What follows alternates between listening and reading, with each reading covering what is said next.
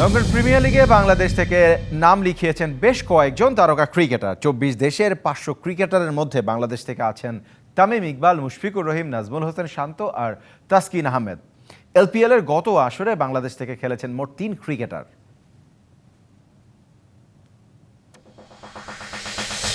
ময়মনসিংহে শুরু হয়েছে IGP cup premier division cricket league. সকালে নগরীর সার্কিট হাউস মাঠে ক্রিকেট লিগের উদ্বোধন করেন রেঞ্জ ডিআইজি মোহাম্মদ শাহ আবিদ হোসেন।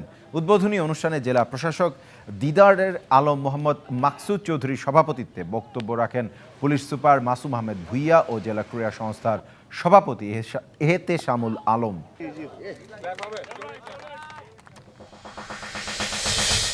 চেলসির সঙ্গে ৪ বছরের সম্পর্কের ইতি টানলেন থিয়াগো সিলভা। চলতি মৌসুম শেষে দল ছাড়ার ঘোষণা দিয়েছেন এই ব্রাজিলিয়ান ডিফেন্ডার। এক ভিডিও বার্তায় এই সিদ্ধান্ত জানান ৩৯ বছর বয়সী সিলভা। ক্লাবটিতে ভবিষ্যতে অন্য কোনো ভূমিকায় ফিরে আসার ইচ্ছার কথাও বলেন তিনি।